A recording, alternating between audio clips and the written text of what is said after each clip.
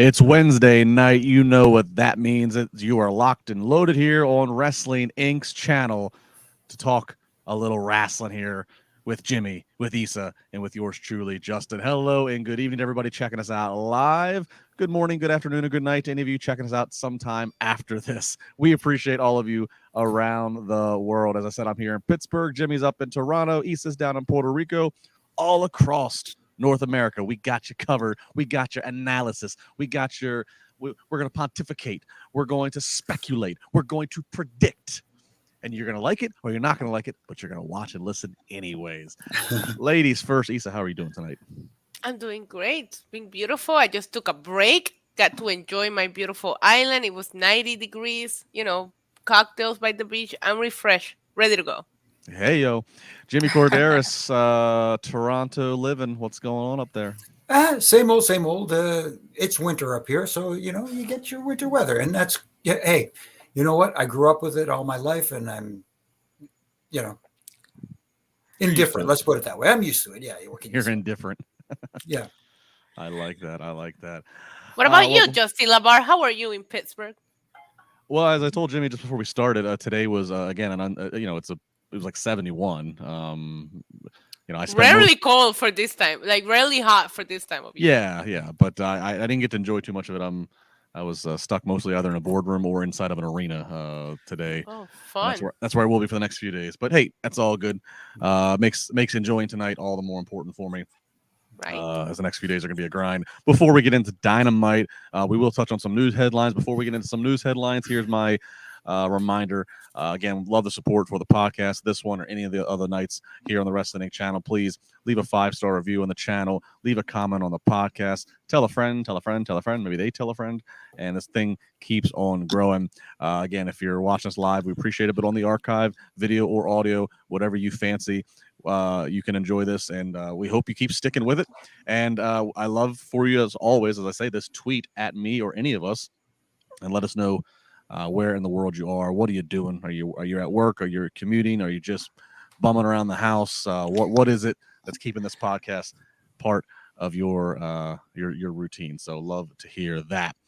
Let's jump over to some news headlines before we get into Dynamite. And both these news headlines are actually more centered around WWE. This first one, a real bit of real life here coming in. WWE star Sonya Deville, real name Daria Baronato. It looks like she was arrested last month, as we're now learning, specifically on February 19th, when the incident allegedly took place. Arrested for unlawful possession of a firearm. Now, key to remind everybody here, or inform if you're not aware of this, she had a very scary situation a couple years ago, back in 2020, with a stalker who was literally stalking outside of her home.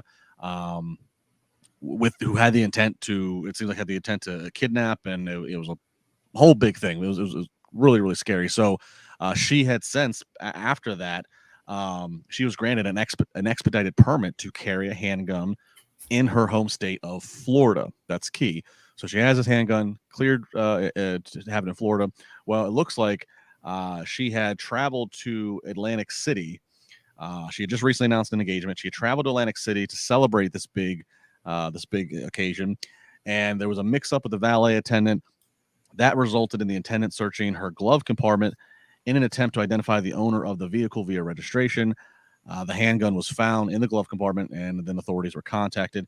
So basically, she did not have a permit to be holding this gun in the state of New Jersey, and that's what led to the arrest. So in terms of her future, she has been advertised and it's still being promoted, and she's endorsing on social media for a match at Madison Square Garden. It's a non-televised live event that they're doing in a couple weeks, March 12th specifically. So it doesn't seem like whatever happened a couple weeks ago with that arrest is going to prevent her from being for continuing working, nor is WWE going to at least publicly punish her in any way. Jimmy, this is an odd story. Obviously, you never want to see any headline that involves a talent being arrested, but I think the context is key here. It doesn't seem like she was maliciously doing anything wrong. Yeah, here and I don't want to get into the debate, and I don't want the fans to get it, or those tuning in to get into the debate, the handgun debate. Should they carry, and whatever this case may be. What it was a big mistake by her, traveling to New Jersey with this gun still in possession in her glove compartment. You have to be cognizant when you're carrying firearms of the law, and just yes, in her home state, she is allowed to carry it. If she knew she was going to Atlantic City, that's one of those little details you got to take care of, and be aware that you have this weapon in your vehicle. I am leaving the state, therefore I cannot carry this. Or I don't know if there's a law saying that you can hide it in your trunk or something, but it was accessible. Yeah, I don't know the law, so I can't speak to that. But something tells me that anywhere in the car would be not, acceptable lawfully if she doesn't have a permit in the state of New Jersey, and that also means that she traveled through other states. Yeah, so it's not to get very wordy here. I think it was a big error on her behalf. I don't think there was a malicious intent. It just a big mistake. Let's put it that way. Yeah, Issa, I mean, it's an error, but I absolutely believe that she just forgot that it was there and just happened to travel. And I don't know. What's your reaction when you hear the story and then the context of this? I have a lot of reactions. Number one, why is this ballet employee going through her stuff? Like, was this visible? Did she have it just fully out there that he felt the need to do that, or was he going through the car? Literally, that is the first thing that I thought about, because I thought the story was so odd. In addition to that, like what Jimmy said, I have to back that up. If it is a right in the country to carry, I think after what happened to her, there is no questioning why she should be carrying. It's a matter of just making sure that you have everything to make it a legal thing. And in addition to that, we have seen a lot of stories of other talent, breaking the law, and WWE handling it the exact same way. Like, hey, this person is responsible for what they do during their, outside of WWE time. A lot of people were like, we should have hit for this. And I feel like, I don't know, I would assume that driving drunk is probably worse. I don't know. I guess if you're being illegal, it's being illegal. It's a concept no matter what. But I've seen things that I would assume are worse being taken lightly. So I don't see this affecting anything that she does in the future. I just truly hope that she gets it taken care of to where it's legal everywhere, because I don't blame her for wanting to carry after the horrible experience that she went through. Yeah, I agree to that. I that was one of the things I took away from this, is that she has it to have in her home state, which, okay, great. That's where the stalking and that trauma took place, and that's where she lives. But she travels so much. She travels all around the country. I could, and yeah, she can't be boarding flights with it, and obviously that's how they're traveling a lot for work. But I'd still think, because she's a public person and she is going to want to still travel on her own, in the car, what have you. Yeah, I think certainly that would be on a priority list to try to get the clearance to be able to have that protection on you and with you in more places than just her home state. But nonetheless, a very bizarre story. But seems like everything's going to work out okay. Again, she's still being advertised for an upcoming match. It doesn't. And again, this incident is believed to have took place February 19th. So I would assume probably a lot of this has probably already been cleared and taken care of by the lawyers, and we move on. But definitely something worth noting there. This next story, this is this has got people buzzing, of course, not always for positive, but it's buzzing nonetheless. We do know, or we think we know, that Brock Lesnar is going to be taking on Omos at WrestleMania. This, of course, has brought a lot of speculation from people. Is this a match that Triple H would book? Is this a Vince McMahon match that would be booked? According to Fightful Select, this match, if it in fact takes place between Omos and Brock Lesnar, is way down on the list of the attempts of what WWE wanted to do with Brock Lesnar at WrestleMania. Fightful Select reporting the first name that was floated as a potential opponent for Lesnar was Stone Cold Steve Austin. Approached with a big money offer to face Lesnar. This offer apparently came in late in the summer after Vince had retired. Austin turned the match down. That led to them pitching Austin to Roman Reigns as an alternative idea, I guess, but for a little bit less money. That didn't happen, of course, as we're not seeing. After Austin, Lesnar's next potential opponent was, according to an internal WWE document from this past fall, was going to be Lesnar versus Intercontinental Champion Gunther. That idea apparently was scrapped. And no real reason is given according to Fightful Select, other than it was noted that his Intercontinental title wouldn't have been on the line in the proposed match. Bray Wyatt was pitched. According to this report, Brock himself shot that one down. And so finally, they talked about maybe Lesnar versus Lesnar, continuing that. Of course, we did see them in Elimination Chamber. And finally, we got into Omos. But it also is noted that there is an undisclosed backup plan if they decide not to do the Omos match. So, Issa, you're our resident Brock Lesnar tracker here. What do you make of the match, the potential match versus Omos, and what do you make of the story of how we've gotten here? There's so much that has gone through my brain. Some of the stories that were pitched are matches that I want to see Brock in. I mean, the Stone Cold Brock match has been teased for so long at this point, right? And we saw Stone Cold take quite a couple of pretty strong bumps when he did that match against Kevin Owens, because I always worry about Brock. Is known to be stiff. He fights a little bit more rough, so you probably want to make sure that, but he's also probably a pro. But that worries me for Stone Cold. Bray Wyatt, I remember when they had the chance to do it, everybody was hot for the match, and they just completely blew it before WrestleMania 32. Omos is just not somebody that I would have picked as my top choice. Gunther, the reaction, I was in the building, the reaction for the two of them just staring down. I feel like there's so much that you can do with Brock. I am very glad that they're putting Brock in a lower in the card, and because a lot of people didn't want to see him in the main title picture anymore. So we're doing that now.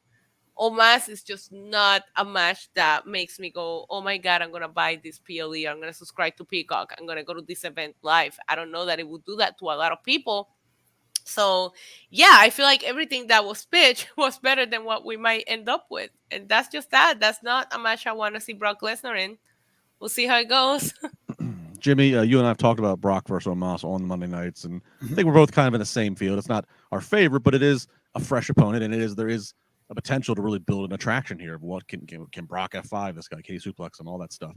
But in the context of learning from this report, if that's how things have gone down internally, in the context of that, what do you make of this booking journey to get Brock a WrestleMania match? It's so convoluted. It's unreal, with all these different opponents that were suggested, or as they say at the card, subject to change. This is the absolute definition of that. And you think of the potential matchups. The one that intrigued me the most was the one with Gunther. That's the matchup that intrigued me the most. That didn't happen.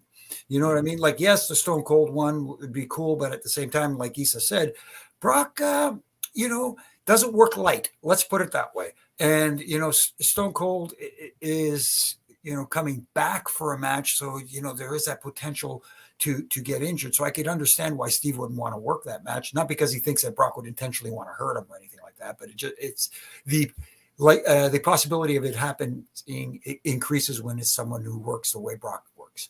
And like you, I am kind of intrigued to see how they tell this story at WrestleMania with Omos.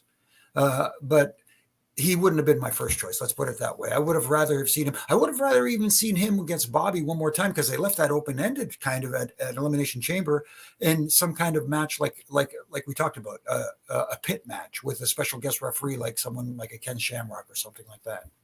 Yeah. I mean, I kind of with you with the Steve Austin. I mean, the Stone Cold, that would have been the fresh opponent. The one match that never got to happen. Of course, Austin's famous walkout, and which he since regretted. But that, the closest we ever got, if anything, was Stone Cold and Brock, was Stone Cold being the ref for the tragedy that was Brock versus Goldberg.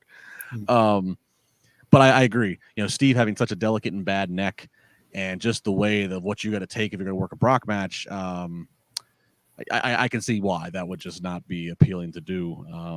But yeah, you're right. I think we will get the Gunther match eventually between he and Brock. I have to suspect if they scrapped it from WrestleMania, it's only because they have a different. I know WrestleMania is the biggest, but they might say, look, this is something that could be higher up on the card than where it's going to fall compared to the rest of the Stack Mania. Let this be a featured bout, whether it's SummerSlam, Money in the Bank, whether it's one. We keep hearing they're going to continue to do more events overseas. Obviously, Gunther is European, so maybe that plays into let's give him the home continent advantage over Brock. So yeah, this is it's wild to hear that this many ideas have gone through, and again in the report of Brock of apparently him being the one to turn down Bray Wyatt. I guess Brock didn't want to go to the Firefly Funhouse and do any of that. I don't know, but yeah, certainly something we'll keep our eye on. And until we get an official WrestleMania match graphic, until a match is officially on that match graphic, and I guess we're all going to kind of just wait and see, because as I noted, an undisclosed backup is still there. Not sure what that would be, but we'll keep watching for that. All right, it's going to do it here with our news headlines. Again, WrestlingInc.com, news headlines 24/7, 7 days a week. Make sure that you are got that bookmarked or saved for all of your wrestling news. All right, and Sophie, super chat here saying they could have done Brock versus Omos at the Saudi pay-per-view. I agree. Yeah. Absolutely. Yeah. So we'll see. All right. Let's go ahead and jump into AEW Dynamite tonight, coming from San Francisco, and good on commentary to put over tonight several times the historic venue that is the Cow Palace. A lot of wrestling history there. Did that several times. Always appreciate that. We kick it off with an All-Atlantic Championship match. Your champion, Orange Cassidy, up against Big Bill. And Big Bill dominated a lot of this match. Really, big man versus smaller man in Orange Cassidy, choke slamming him through a table. Orange Cassidy really getting creative to try to chop the big guy down. It even does an orange punch to the knee. I kind of like that nice touch there to try to chop Bill down. And finally, it did take 3 orange punches in a row, with the last one coming from the top rope for Orange Cassidy to get the 1, 2, 3 and retain his title against Big Bill. Jimmy, I'm a big fan of Big Bill. I spoke about it. We've talked about, big guys losing too much or not being treated as well. He lost, but I did think that there was a decent effort in this match to make Big Bill look the way he should look against Orange Cassidy. And the fact that it took Orange Cassidy 3 of those punches, and I've never seen him do it from the top rope. Maybe that's just maybe it's bad memory, but I like that it took something extra to defeat Bill. On that point, I will agree with you, but at the same time, Big Bill is a guy, like you said, a big guy that needs to get a push. And putting him in this situation, yes, he dominated most of the match. He did all this stuff, to Orange Cassidy, but Orange Cassidy, in my opinion, didn't sell enough for the big guy.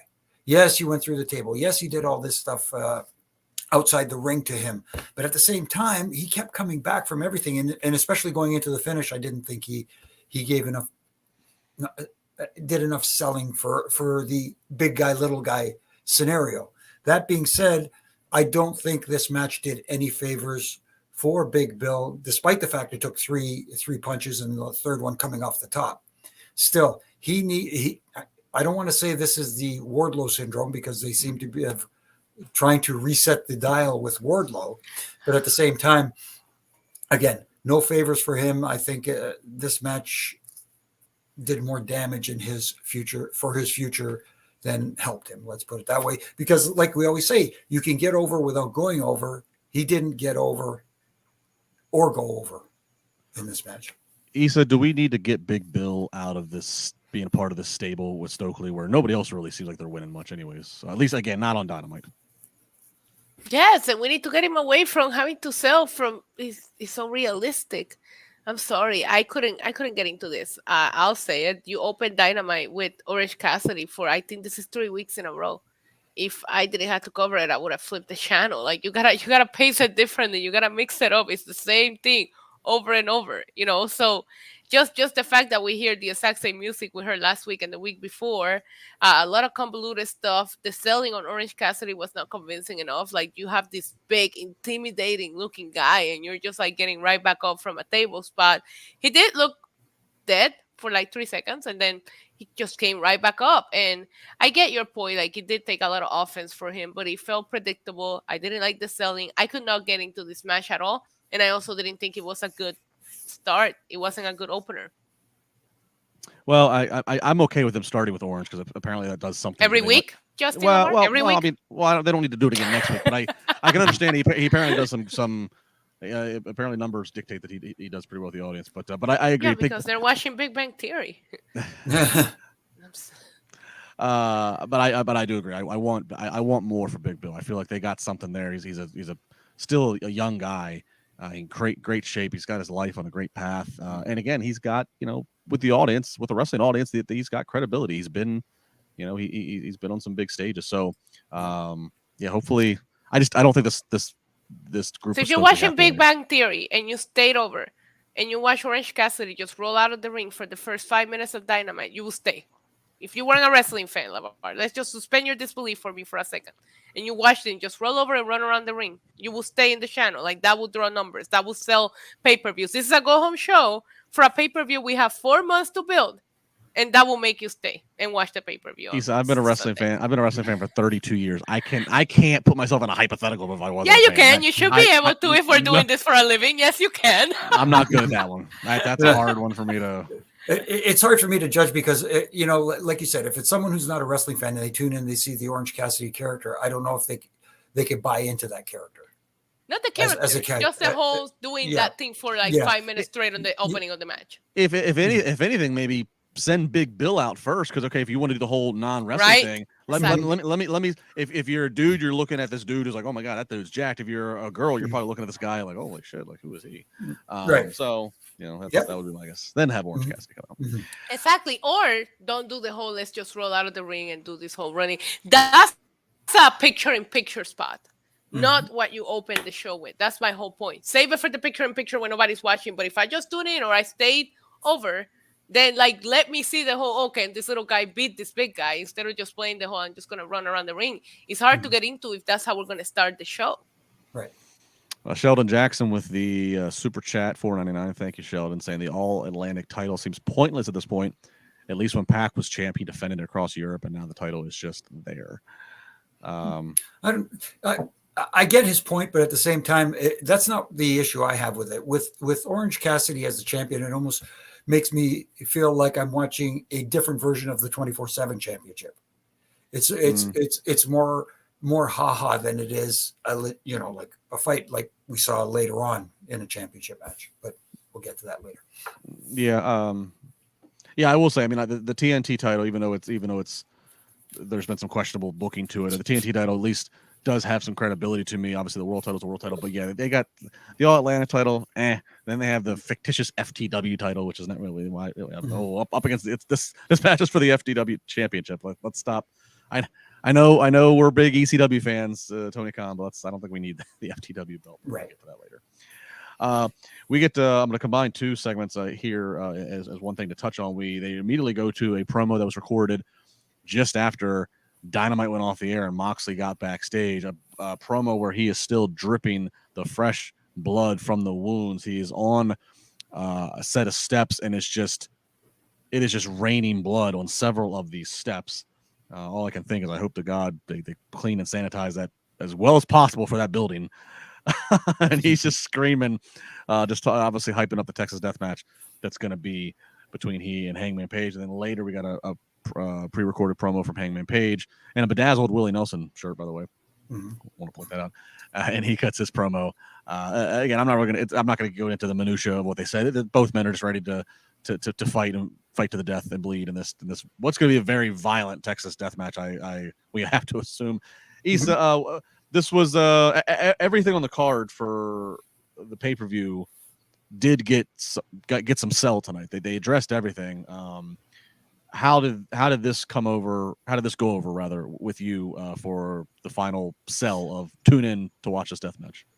Yeah, I mean, it added a little bit of hardcore. It added a little bit of like, I don't know how to describe what I'm trying to say here, but he was just a badass here, right? The blood. You have a rematch. This is what are they? This is a fourth match, so you have to add a little more passion into these promos to get people to really get into this match. I liked it. It added a little bit different from your typical Moxley yelling a lot of very intense things backstage. He did the exact same thing, but I did think that the blood added a little bit to it. I wish he wasn't doing it all the time. I wish we didn't see this blood all the time.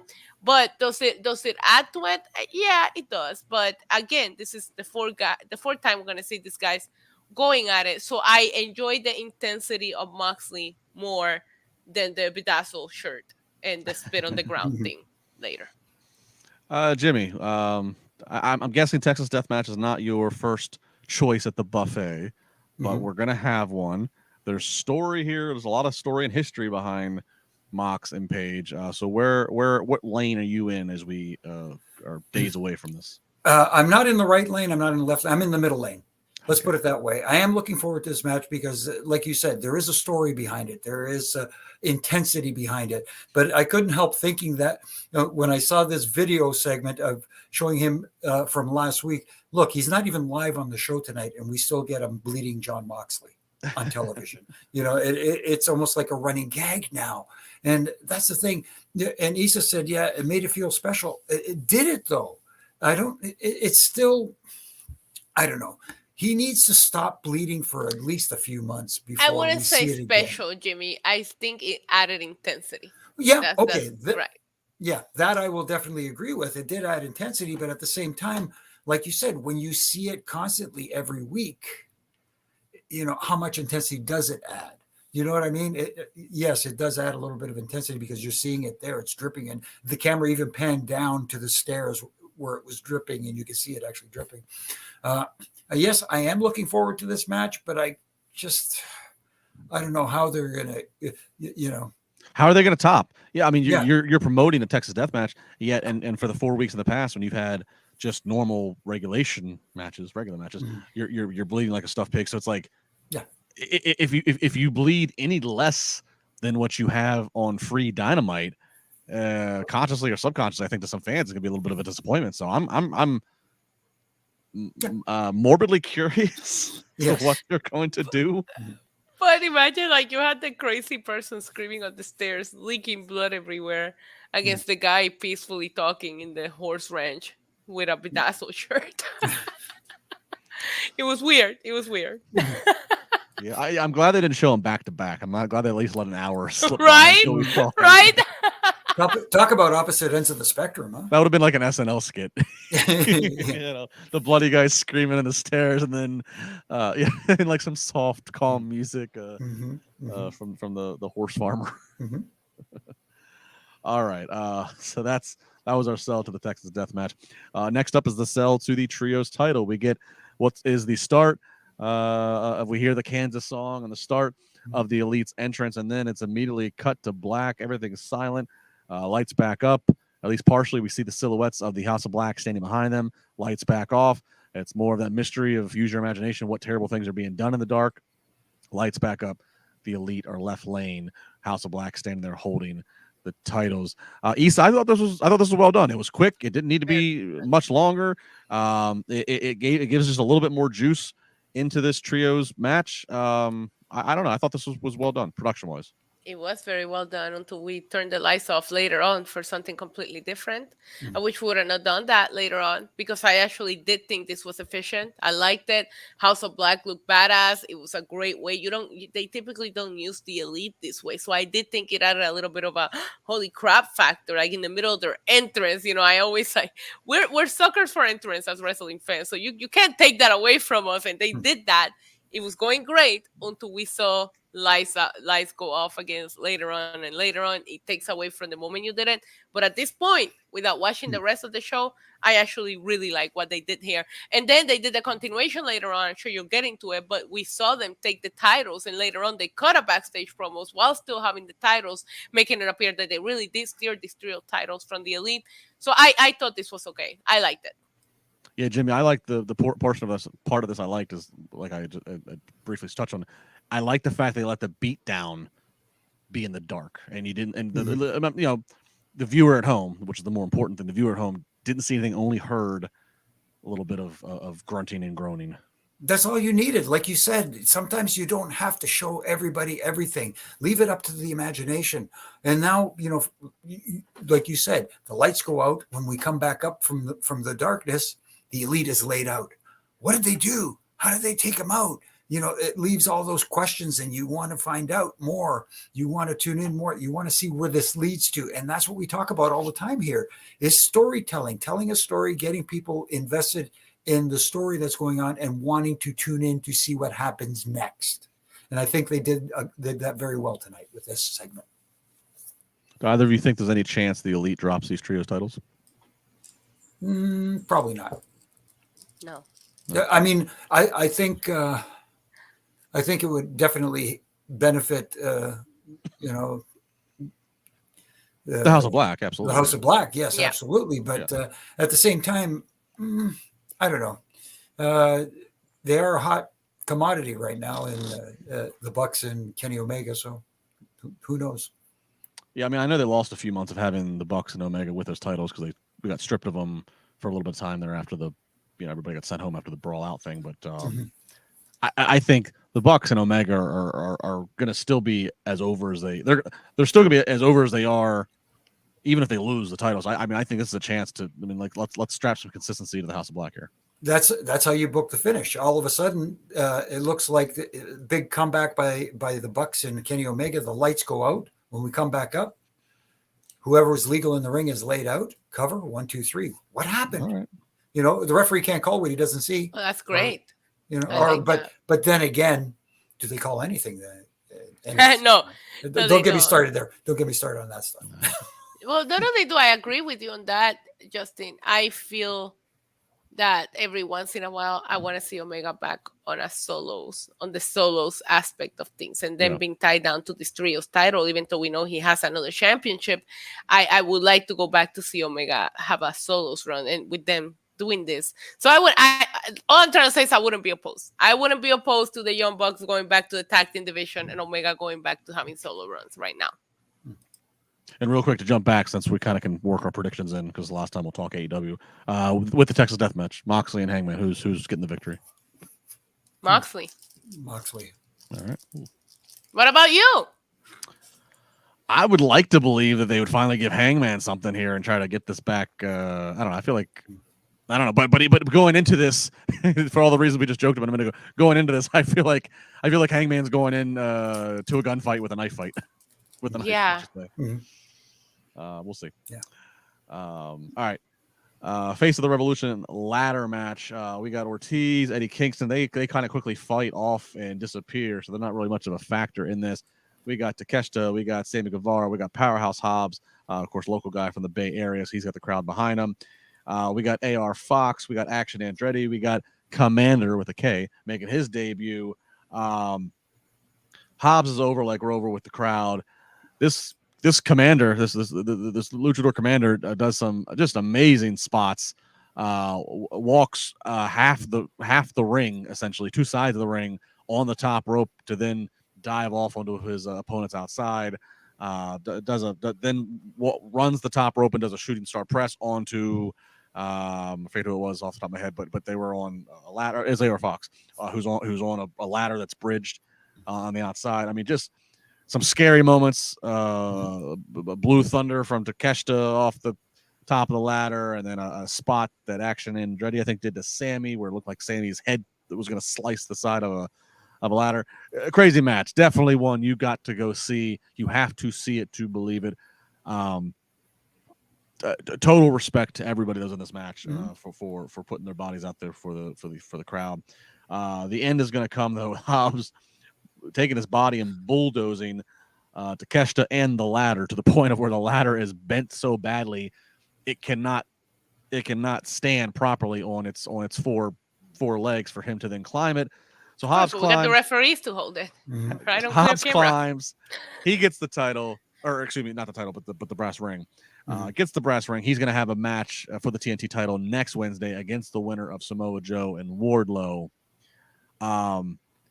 Yes, the big thing, as Issa was just saying, Hobbs wins it, which I think, first off, like, we can all just shake heads. Hobbs is the right.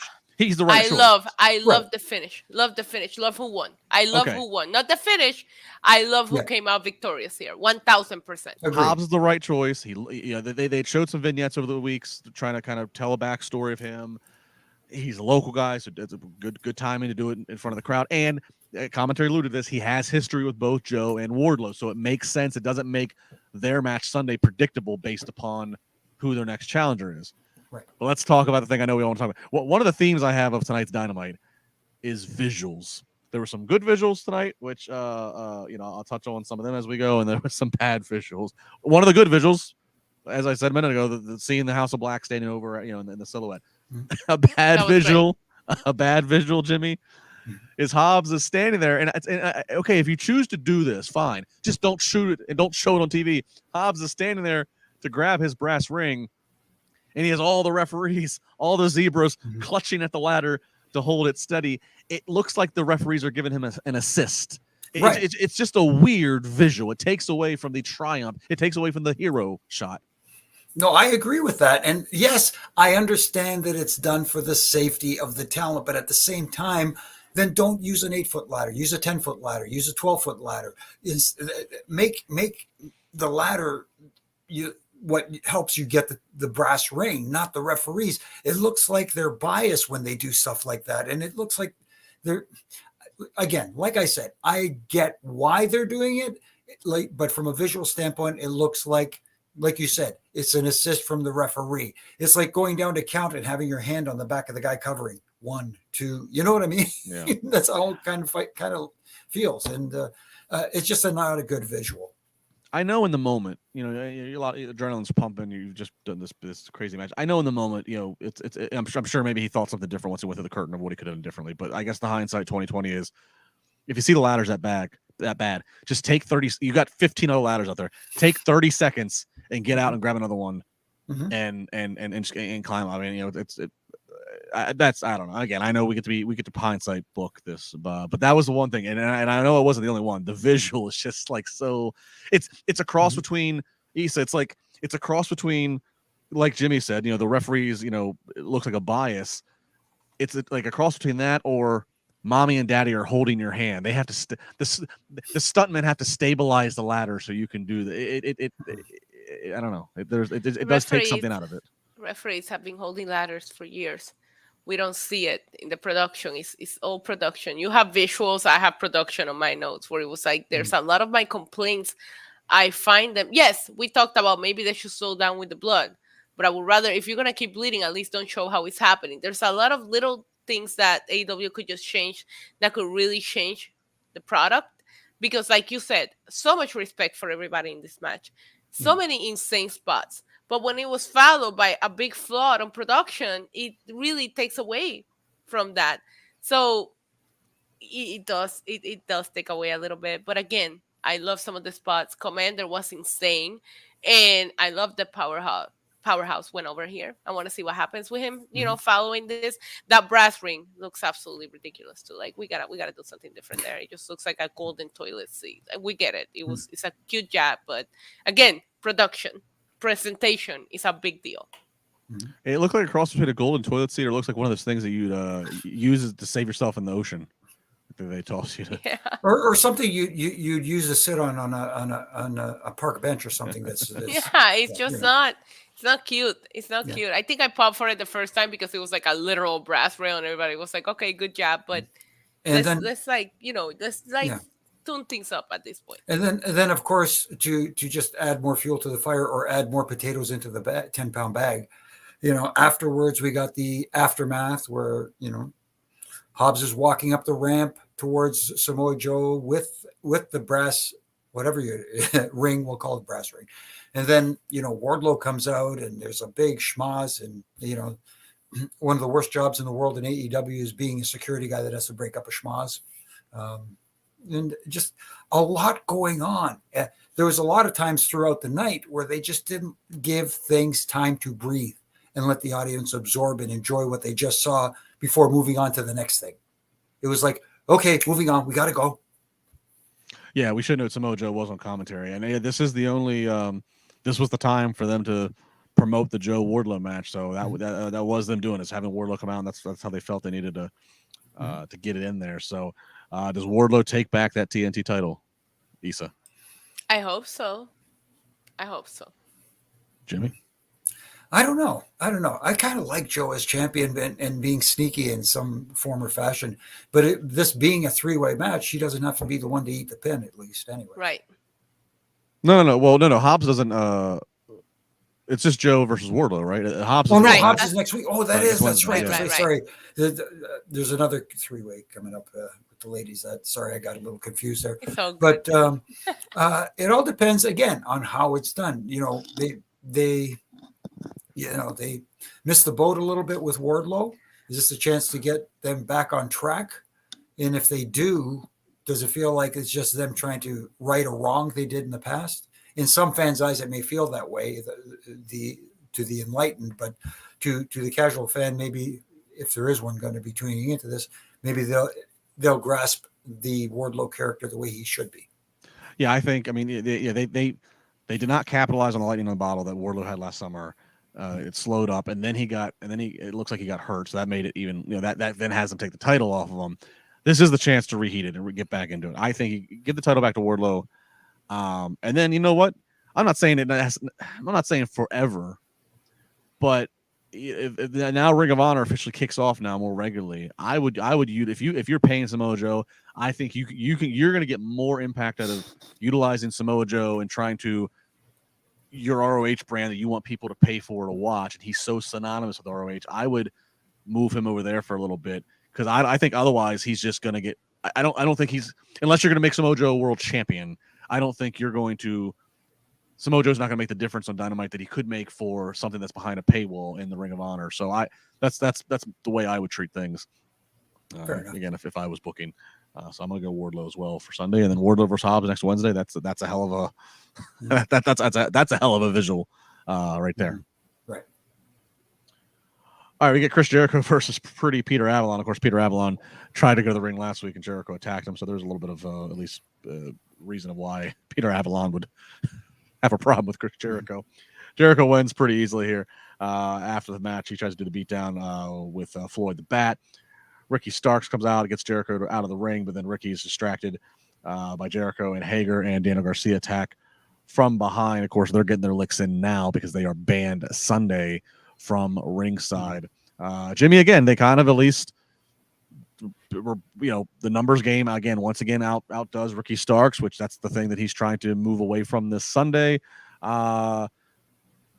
Your gauge going into Ricky Starks versus Jericho, not the first time we've seen them, but your gauge going into this pay-per-view match for them. I have faith in Chris Jericho. I think that's the thing. I think Chris can make, we know Ricky Starks is a talented individual, but I think Chris Jericho could help make this match memorable in certain ways, especially with the stipulation that the Jericho Appreciation Society cannot be present at ringside. So that makes it a little different. And I'm sure that Chris Jericho will find a creative way to get the win in this one. I'm predicting Chris wins this in typical sneaky, underhanded Chris Jericho fashion. Lisa? I am hoping for Ricky Starks here again, but because it's a rematch, I'm not sure how it'll go. I think I'm trying to recall their first match, but it's been a while. But I think if he can beat them with JAS being allowed ringside, it doesn't make sense that he wouldn't be able to beat one-on-one. But we'll see how it goes. He might get attacked before the show. I don't know. I like Ricky Starks. I like his momentum. I'm hoping that he wins here. Pointless match. Good afterwards. I'm gonna assume that this is gonna be a situation where Jericho's gonna say, "We're building. This match is meant to be bigger. It's on pay-per-view."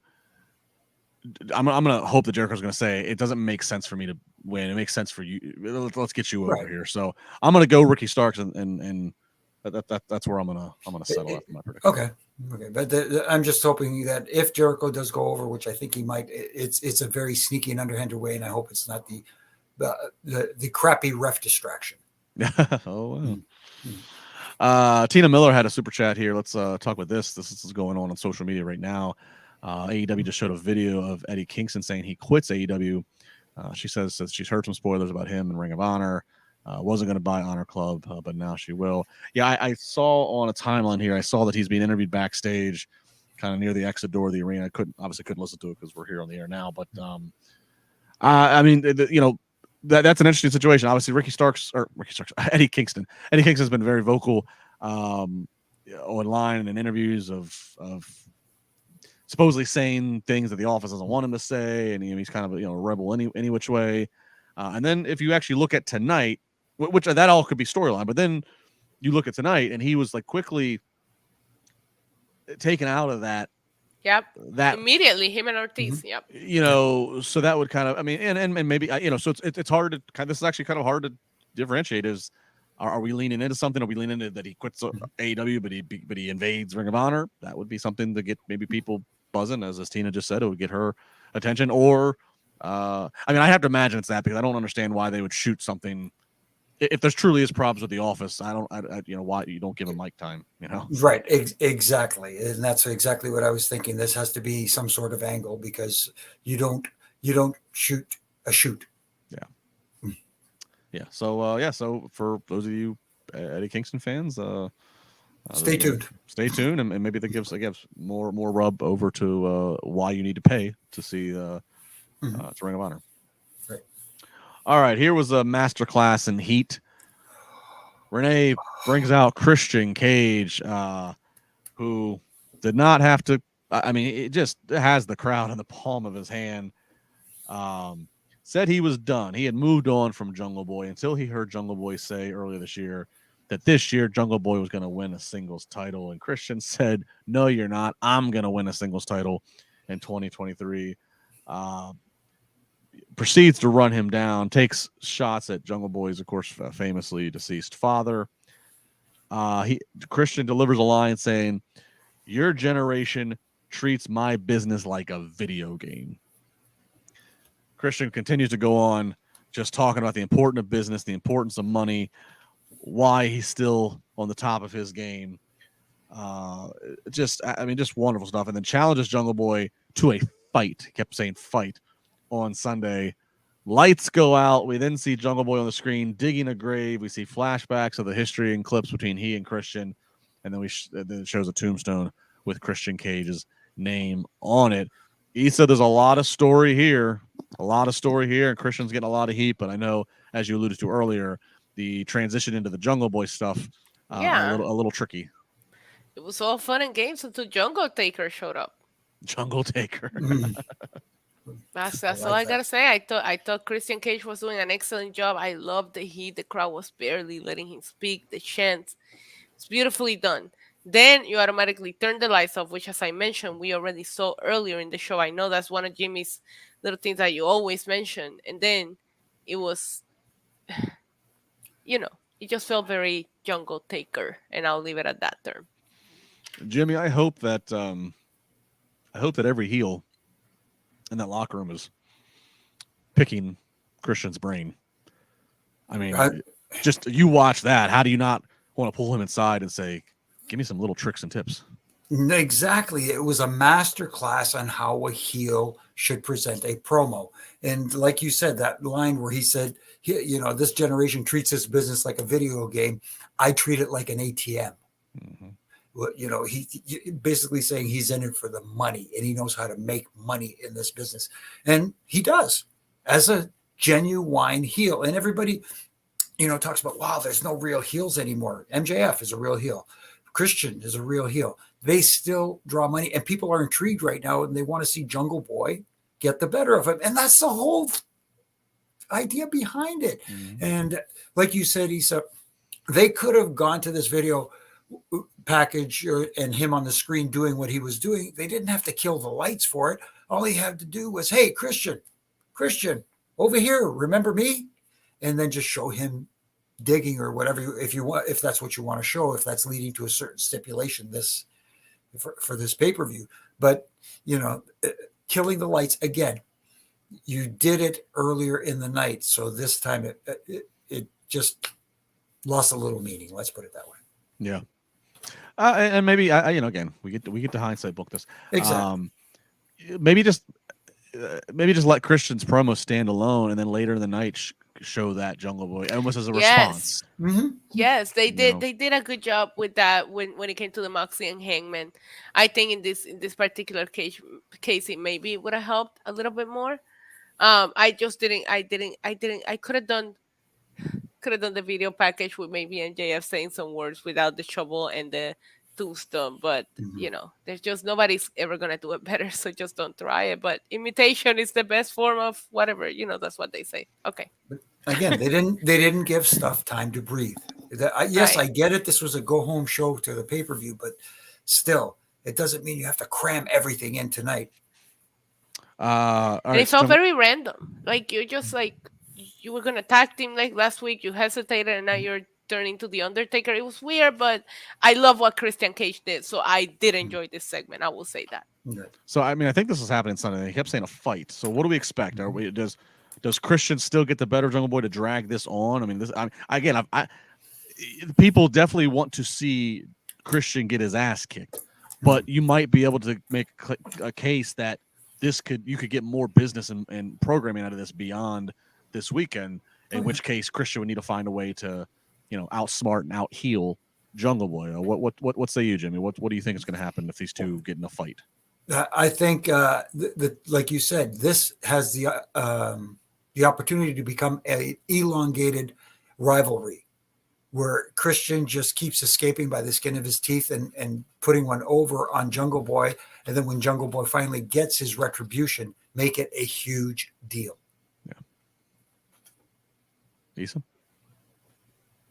I would like to see Christian win here and get some heat. We did see Jungle Boy get a big victory in the last pay-per-view for AEW, so I wouldn't mind seeing Christian win here, but it does feel like this feud has gone on forever. I do know that Christian getting injured didn't help the situation, but it does feel like these two have been feuding for 2 years now. Yeah.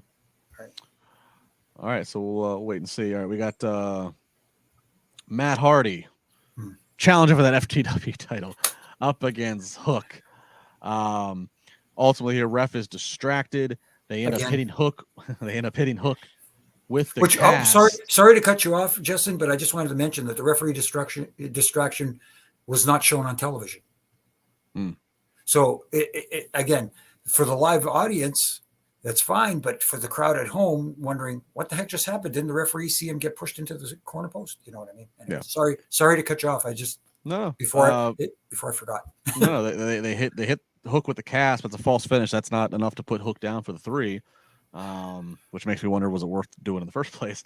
Then Matt Hardy goes for the twist of fate, and just as he's going for it, Hook reverses it into a submission, and Matt Hardy immediately taps out. So Matt Hardy, the vet, really putting over Hook's submission there by the immediate tap out. And now Hook gets to have a no DQ match versus Stokely Hathaway. Jimmy, we haven't talked about Hook a lot. He's got they've paid the rights to have this song that he comes out the entrance for. His entrance is all black other than just the letters Hook. He doesn't smile. But all that said, where that sounds kind of like robotic, lights out, not smiling, or not lights out, but black screens, not smiling, whatever. But he's got a certain charisma that has connected with the fans just by his. Right. What do you make of Hook? And for a smaller guy, comes off as a legit tough guy. Yeah, which is fine, but again, it goes back to the selling aspect of things. He got creamed with the cast, and it's one thing to kick out, but after that they went too quickly onto the offense for him, and once he got the tap, you wouldn't have known he got creamed with a cast that almost knocked him out. Yeah, it's those little things, Sorry. And yes, Matt Hardy doesn't love being beholden to Stokely, so I get Matt tapping quickly is also just. But it doesn't take away the fact that you still see the visual of Hook putting a submission on Matt Hardy and taps really quick. That's that is that. Issa, Hook, are you is he the handsome devil to you that they portray him as? Maybe if you're like 18 years old, not to me. Not to you. Don't want any FTW championship. No, I just didn't feel this was necessary on the card tonight with a go home show for Revolution, but hey. Yeah, all right, fair enough. All right, well, this is the segment for the women to promote the women's triple threat that's coming up this Sunday. We get Toni Storm, of course, that's Saraya by her side up against Riho. This is Riho's first match. I believe it was her 2023 debut, as I think the graphic noted. Eventually, Hayter and Britt stroll down to the ring side. Hip attack from Toni Storm. Thought that might be it, but that's not. Britt gets up on the apron. Toni then tries to go after her. That allows Riho to roll Toni Storm up and get the victory. And then after the match, Jamie Hayter and Saraya come to blows. Then enter Ruby, who comes out. So, this is their hard sell to the women's triple threat. Issa overall, I mean, they do get all the players out there. That part I liked. I guess my only critique, my critique with this whole thing was, and I feel unfair saying this to Riho, but I can't get past. I know what you're gonna say. No, it's kind of the same thing you almost had with Marco Stunt. Riho, I'm sure she's athletic and she's trained. She put the time in this. This has nothing to do with her as a person, but she is so undersized. There's a weird visual here. It looks like you're beating up a child. That's the visual. It looks like you're beating up a child. It does, and not only that, but I don't want to see Toni Storm, who's going to be in a world title match, lose. I wish it would have been a DQ, like do a messy finish here, do something else.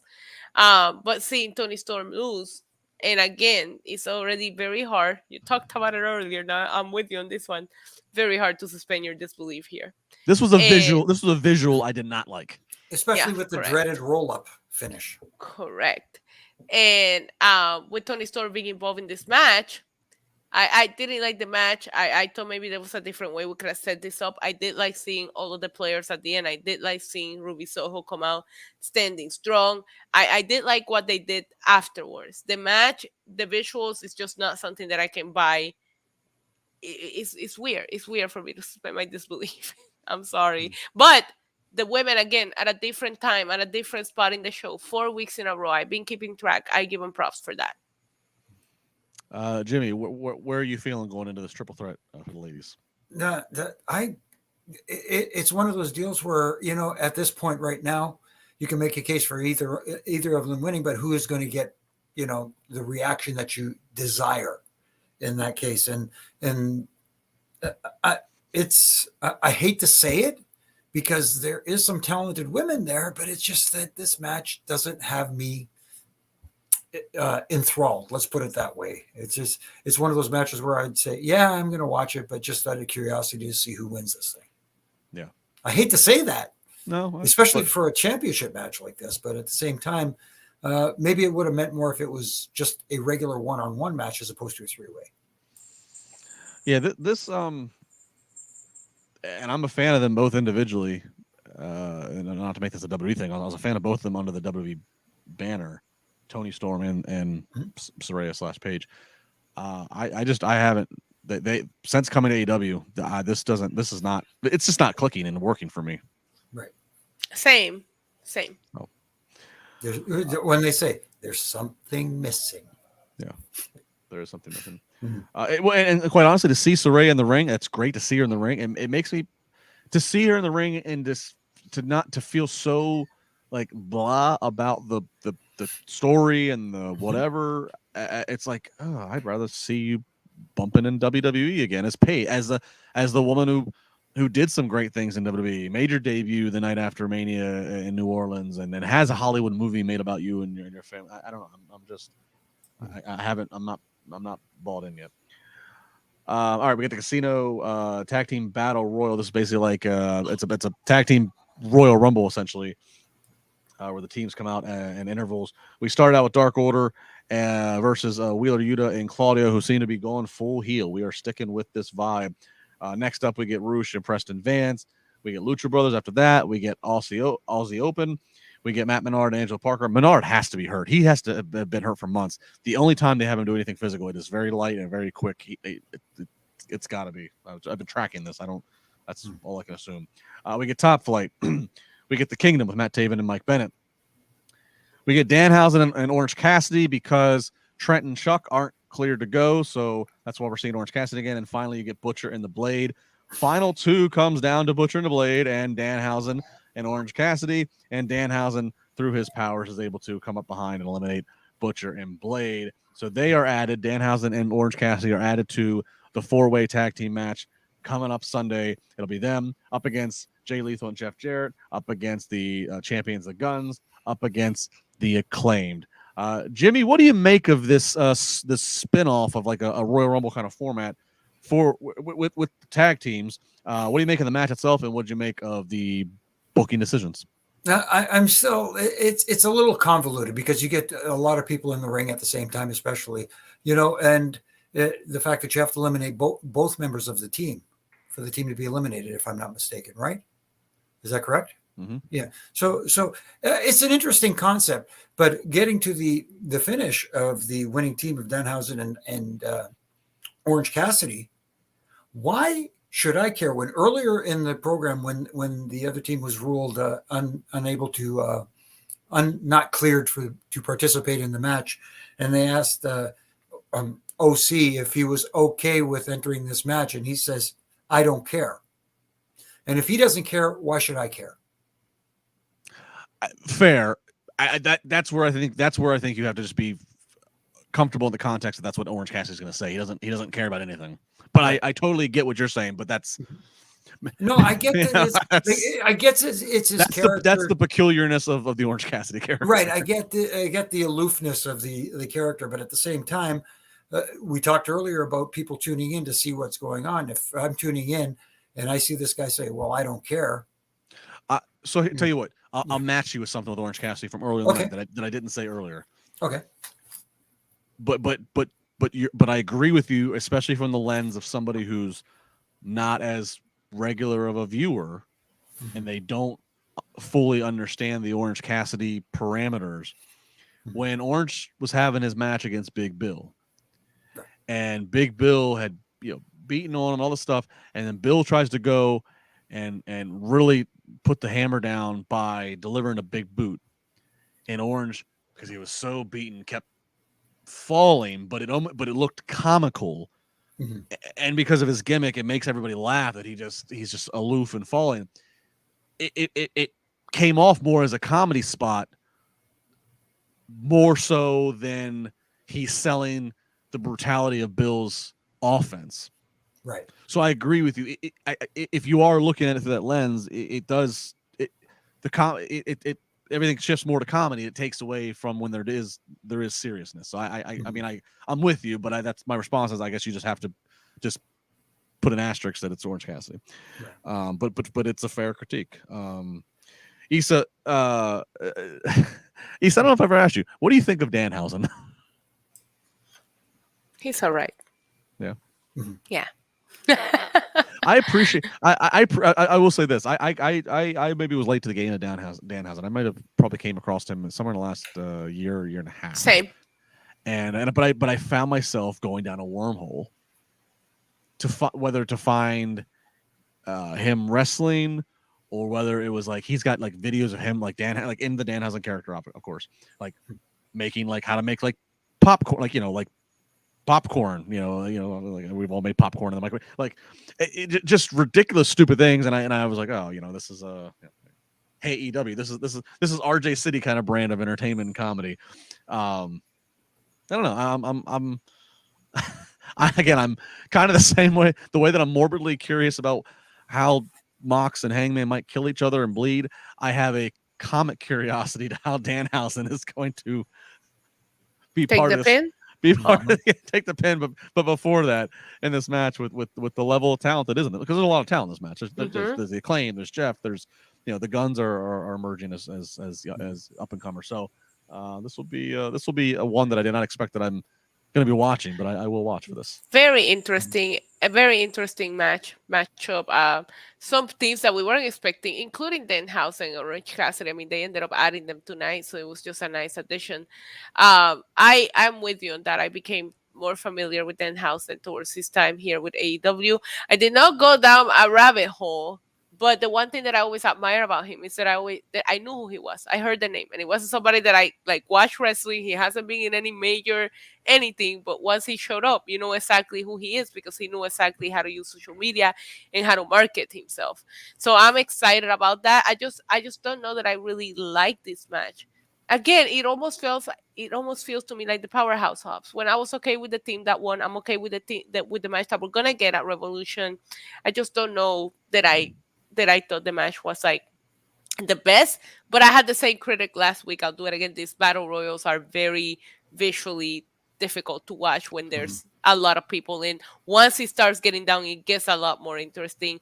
I wish I don't know why, and no offense to them, I think everybody in this match was talented, but leaving it down to Orange Cassidy and Danhausen against the Butcher at the Blade made it very predictable who was going over. So I wish it would have been a different team in that position. You know, like you had the Lucha Bros there. There was a couple of teams that that I could have gone like, oh, this could go either way. When it came down to the final two teams, I kind of knew who was gonna go over. You had Top Flight; they beat the Young Bucks recently. Like, I wish it would have came down to different two teams just to make me like be at the edge of my seat a little bit more. Interesting. What do we? I mean, so we're going to this tag match here. You know, the Guns have the titles, but obviously the Acclaimed is certainly the most popular. Like, what do we think's going down here with that? Maybe this is where the big turn happens and Dad becomes Dad again.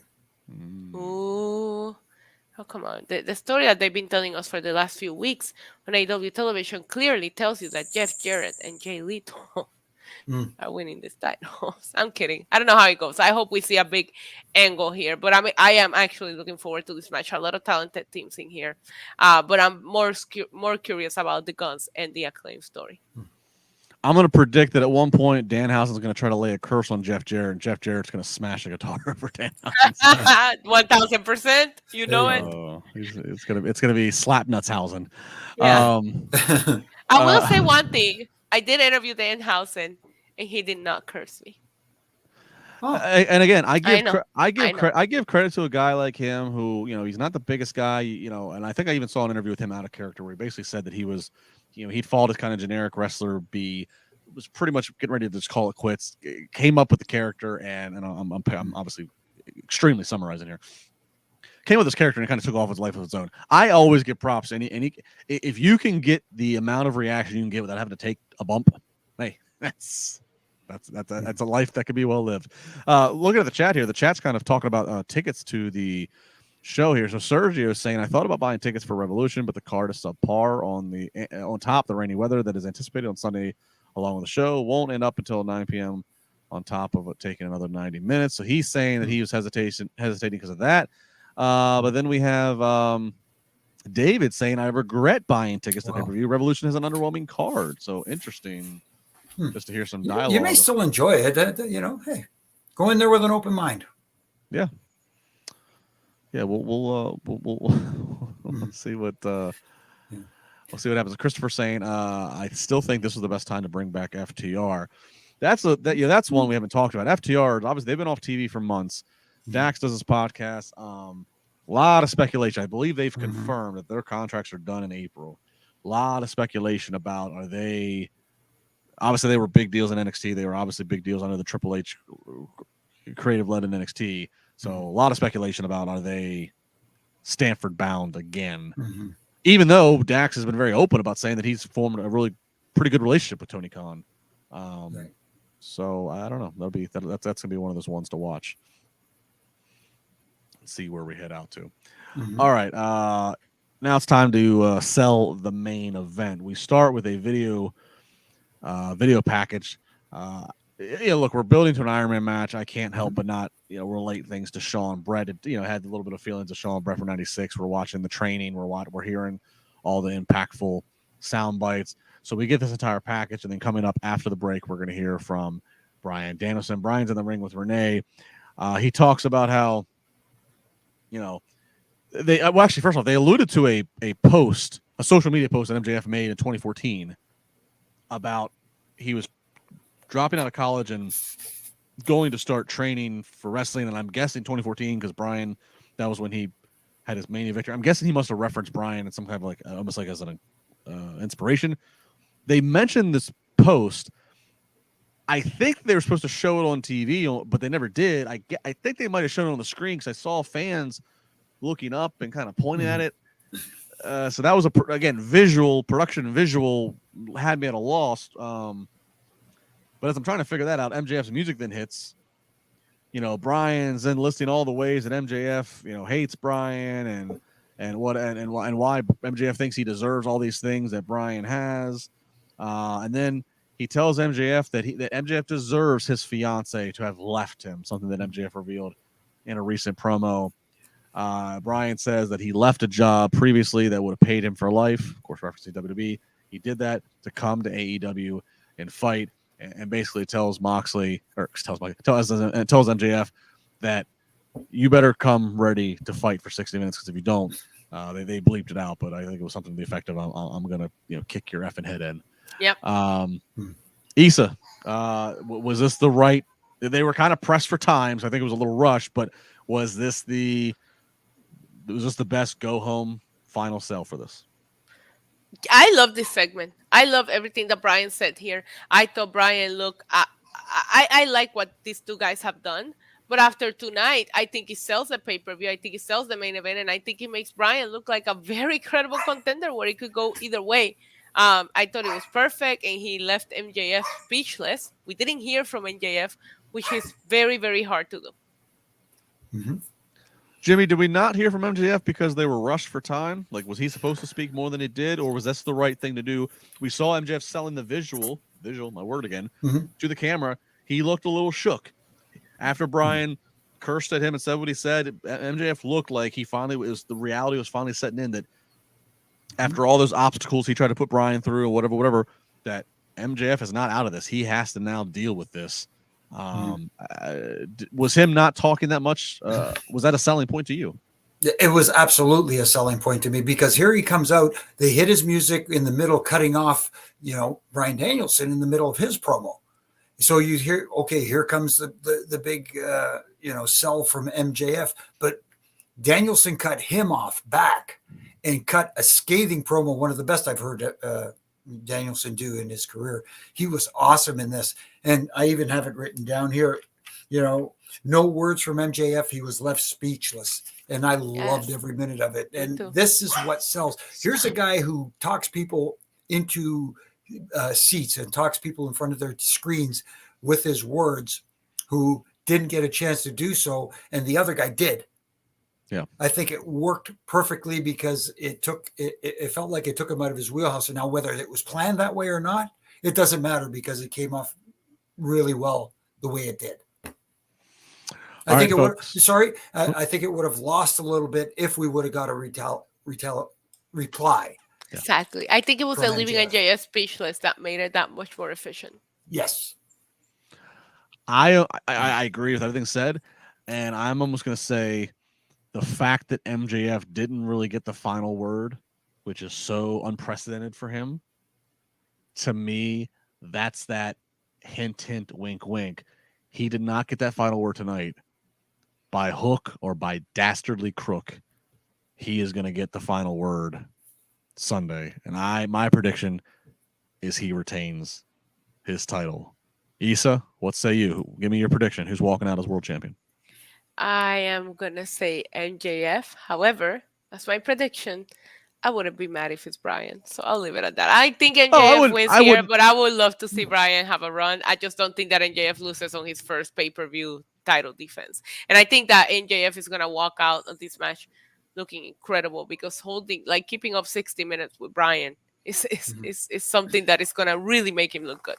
Yeah, no, I don't think you can be in your right mind and be mad at having a promotion where you put your world title on Bryan Danielson. But I use that term of words because MJF is my favorite, and I don't want to say that I'm necessarily rooting for Brian here. But tonight, I was rooting for Brian here, even though I think I know who's gonna win. MJF just had such momentum behind him ever since coming back from after being his absence and his problems with TK, apparently. Jimmy, MJF versus Bryan Danielson, who walks out as world champion? I think it's unanimous. I think MJF. I think that's where the money is. Again, we talked about Christian being a natural heel, drawing heat. MJF is that guy too, and you can build up to the next superstar, babyface superstar. And I hate to put it this way, it's people associate Bryan Danielson with WWE coming over. The next babyface superstar could be someone like it, even though he did come from WWE as an Adam Cole. I could see that being the next babyface to hold the championship. But then again, I'm thinking a little too far ahead. Sunday, I believe MJF, like you said, by hook or crook, comes out retaining the AEW Heavyweight Championship. So there you have it. Predictions have been made. Bets have been placed. We'll have to own up to it all next week. It's been a fun episode, everybody. Really thanks to everybody in the chat. It's been a lively chat. Again, as I said towards the beginning, please, whatever platform, YouTube, Twitch, Apple Podcasts, Spotify, whatever it is, video, audio, what have you, if you could just go to the Wrestling Inc. channel and leave a 5-star review and leave some comments. Leave a comment on this particular episode. Tweet any of us. Let us know where you are, how you listen. Also, let us know your predictions in the give me comment section. Let us know who you guys think are going over in these matches. Absolutely, yeah. You just heard us talk for an hour and 16 minutes of our predictions. So we've given you, we've laid out all the context. We've given you all the backstory and all the factors to weigh. So take all that and let us know what you think. Would love to see that. Issa, plug it away, girl. Go ahead. NYC Demon Diva over on my social media, also here on YouTube. You guys can also find me here Tuesday, Wednesdays, and Fridays. Also, I'll be here after Revolution. Also, Lucha Libre Online. Know your news. I'm everywhere right now. Just look me up. Jimmy. Well, like tonight, I'm here Wednesday nights with you two, and Triple J on Monday nights after Raw. And you can catch me Wednesdays doing the Riffing It Up podcast with my good brother in stripes, Brian Hebner, and RJ, who runs the show for us or helps guide us. Let's put it that way. This week's episode, we talk the career of legendary Timmy White, who is just an awesome human being. And again, awesome. And also you can catch me doing my ref and rants from Monday to Friday on all my social media platforms where I have a little fun. Is there talk of the friendly tap? Oh, how can you not talk about Timmy White and not talk about the friendly tap? Timmy White, one of the great referees. Timmy's referee. Not to. I guess maybe this is just like a little hint. Go check the podcast out. Timmy's well, obviously, famously, Andre's handler, right? Yeah. And then his refereeing career came to an end. Jimmy injured in Hell in a Cell, right? Yeah, I think it was the Jericho Triple H one where he injured his shoulder, and then he took time off, and when he came back. I want to say it was WrestleMania where he re-injured it, counting the finish, and it just he became a road agent. Let's put it that way. And but again, one of those great guys. You know, I can't think of anybody who has a bad thing to say about Timmy except someone who might have been thrown off the friendly tap for having a rough night. That's awesome. We'll check out the Reffing It Up, right? Yes. Reffing It Up podcast with Brian and Jimmy. I'm at Justin LaBar. Of course, follow me across all of the socials. No spar with LaBar this Friday, so don't count on your sparring session Friday morning. But Monday nights, Wednesday nights here on the Wrestling podcast, and of course all day on Twitter. All right, that's gonna do it. Appreciate all of you as always. Be nice to everybody. It's a crazy world, so these are supposed to be our fun escape spaces. So be nice, support everybody, support the podcast, support each other, leave some nice comments. Don't be a jerk and leave nasty comments. We might call you out if you do so. That's going to do it. Tune in to the pay-per-view this Sunday. Find out how good or bad we are at our predictions. It'll be interesting one way or the other next Wednesday.